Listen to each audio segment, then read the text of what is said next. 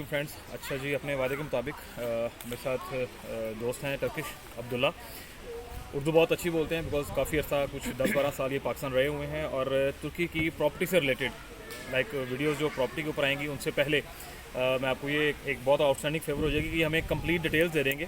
Rules क्या हैं, regulations क्या हैं, किन चीज़ों को अवॉइड करना चाहिए, किन चीज़ों के साथ चलना चाहिए प्रॉपर्टी के पॉइंट ऑफ व्यू से। और ख़ास तौर पे जो सबसे मेन रीज़न है ये वीडियो बनाने का इनके साथ, पहला यहाँ कुछ कंपनीज़ हैं जो ख़ासतौर पर अब्दुल्ला भाई जिनके साथ काम भी करते हैं, जो काम कर रही हैं इस तरह से कि आपको प्रॉपर्टी आपने $2 लाख में लिरा में प्रॉपर्टी लेनी है, लाख लिरा में प्रॉपर्टी लेनी है, और आपको कोई ऐसी प्रॉपर्टी पसंद आती है कि जो आपके बजट से बाहर है, लेकिन आप 6 माह में, साल में वो रिमेनिंग अमाउंट पे कर सकते हैं, फ़ौरन नहीं कर सकते, तो वो आप 50%, 60-70% जो है अमाउंट पे करें और बाकी अमाउंट विदाउट एनी इंटरेस्ट, सूद के बगैर आप इंस्टॉलमेंट पे इसको कन्वर्ट कर लेते हो, और ये मालकाना हुकूक के साथ होगी। सो चलते हैं फैसल भाई की तरफ, अब्दुल्ला भाई की तरफ। अस्सलाम वालेकुम रहमतुल्लाहि वबरकातुहू। मैं अब्दुल्ला तुर्की से, एक्चुअली बाय बर्थ मैं टर्किश हूँ, अलबत्ता कराची में काफ़ी अर्सा रहने की वजह से उर्दू आती है मुझे। मैं यहाँ का मकामी हूँ। ये हमारे भाई फैसल अब्दुल्ला साहब हैं, ये ऑलरेडी काम करते हैं यहाँ पे।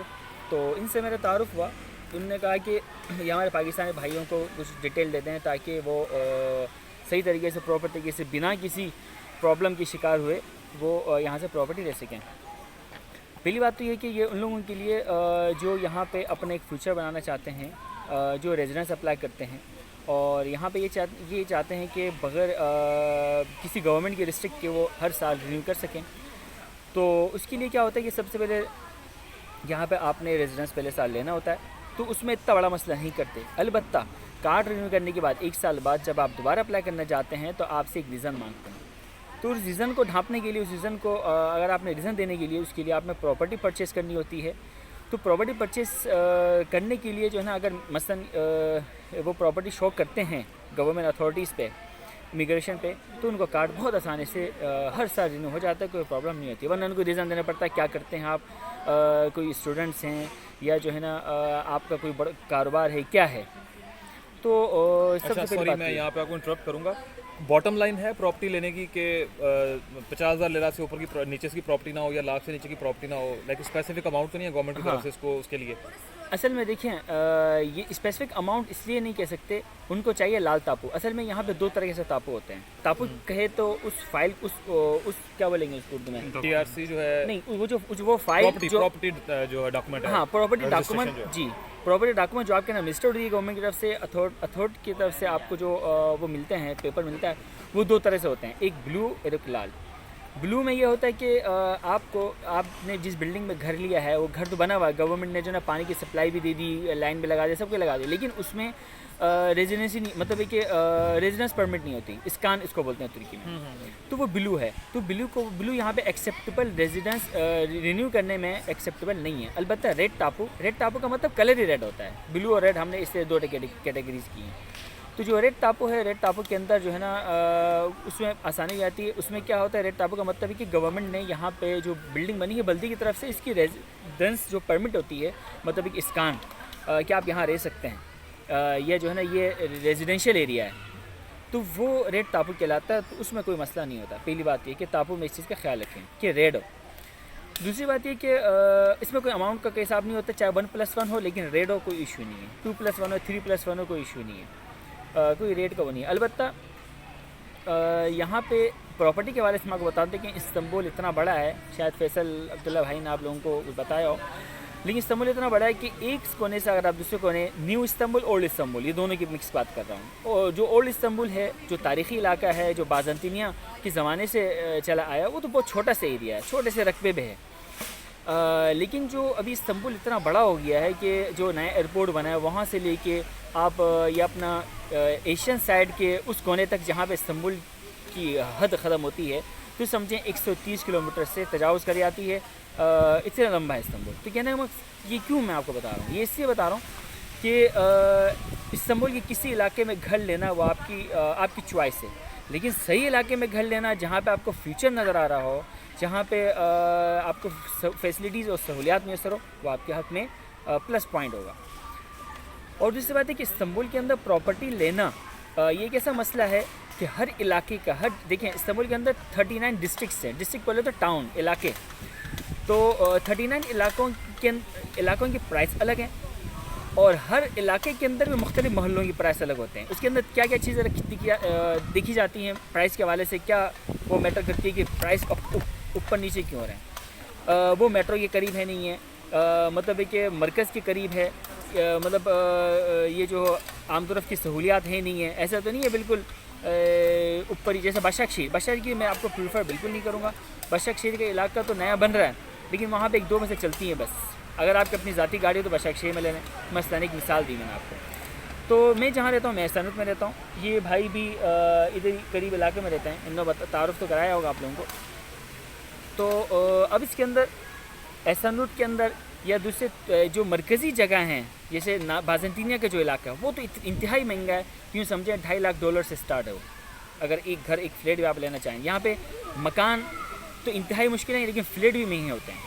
मतलब मकान लेना तो एक बड़ी दूर की बात, लेकिन फ्लैट भी बंदा लेने जाएगा तो उनको दो बाज़ंतीनी इलाकों में जैसे अक्सराय है, फ़ातेह है, ज़ीद-उल-मुन्न का इलाका है, या वो समझते हैं कि मैं बिल्कुल मरकज़ी इलाके में ना ओल्ड इस्तांबुल में, तो वो काफ़ी महंगा पड़ता है, तो $2 लाख वगैरह होता है। अलबत्ता अगर आप थोड़ा सा इस तरफ आते हैं तो वहाँ पे आपको थोड़े कम पैसे में भी घर मिल जाता है, $1 लाख में मिल जाएगा, $70,000 में मिल जाएगा। एक दूसरी बात मैं आपको बताता हूँ, यहाँ पे घर की मैं आपको नौयत बता देता हूँ। घर यहाँ पे जब 2+1 कहा जाता है क्या होता है, 1+1 कहा जाता है क्या होता है, 1+0 कहा जाता है क्या होता है। यहाँ पे 1+0 जो कहा जाता है वो समझो एक कमरा होता है, स्टूडियो जिस पे कहते हैं, एक कमरा होता है और बमुश्किल ये 35 मीटर या 40 मीटर बमुश्किल होता है। और इसकी कीमत भी मतलब इलाके के हिसाब से काफ़ी फ़र्क है। इसके अंदर भी तकरीबन यूँ समझें आपका $10,000 में भी आपको मिल जाएगा 1+0। जो 1+1 है वो 1+1 का मतलब ये होता है कि एक कमरा है और एक सहन है। सहन से मुराद है कि लॉन्च, जहाँ पे टीवी वगैरह आप सोफ़ा लगा के बैठ के देख सकते हैं। प्लस का मतलब यहाँ पे हमेशा लॉन्च होता है, जो सलून आप कह लें, जहाँ पे जो है टीवी वगैरह रख के बंदा सुकून से खाना वाना खा ले, टेबल लगा ले, कुछ भी, इसको बोलते हैं 1+1।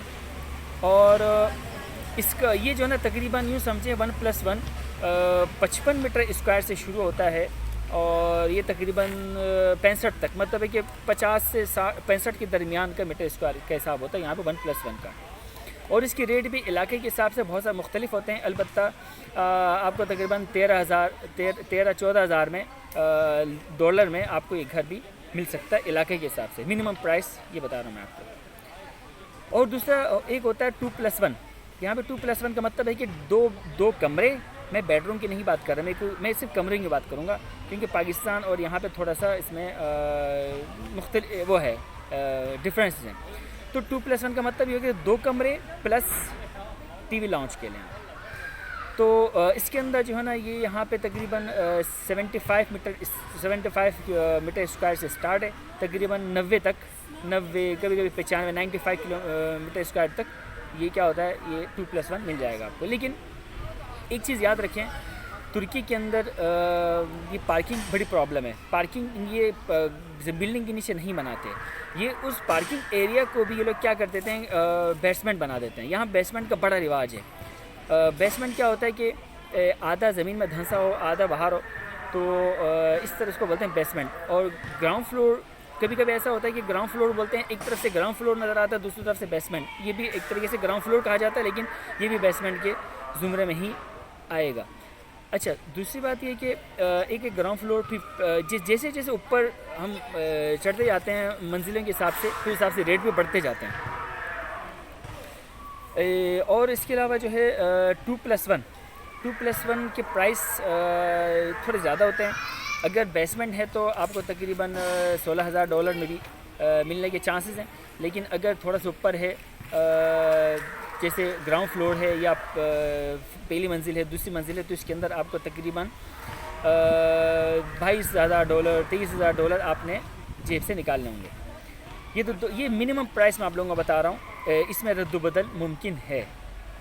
अच्छा, दूसरी बात है कि जो 3+1 है, 3+1 का हिसाब ये होता है कि कुछ लोग होशियारी करते हैं, वो क्या करते हैं 100 मीटर स्क्वायर को छोटे छोटे कमरे बना के 3+1 करते हैं। वो एक्चुअली 2+1 ही होता है, लेकिन उन लोगों ने होशियारी करने के लिए 100 मीटर 105 मीटर स्क्वायर को क्या करते हैं 3+1 कर देते हैं। असल में एक्चुअली जो 3+1 यहाँ स्टार्ट है वो तकरीबन 110 किलोमीटर स्क्वायर से तकरीबन 140-150 मीटर स्क्वायर तक जाता है। लेकिन इसके प्राइस तकरीबन ये ज़्यादा होते हैं, $30,000 प्लस $40,000 इलाके के हिसाब से $40,000 तक भी पहुंच सकता है इलाके के हिसाब से। ये मिनिमम प्राइस है।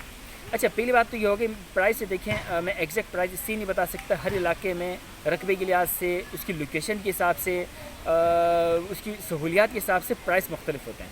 प्राइस की तो बात चेंज होती रहती है, कभी अप डाउन हो जाती है। अलबत्ता इसके अंदर मैं आप लोगों को ये बताऊंगा कि यहाँ पे बेसमेंट में कोई घर लेना चाहता तो कम प्राइस में मिल जाएंगे, और ऊपर लेना चाहेगा तो ज़्यादा प्राइस में मिल जाएंगे। ये तो एक नॉर्मल सी बात है। अच्छा, जैसे शुरू में शायद फैसल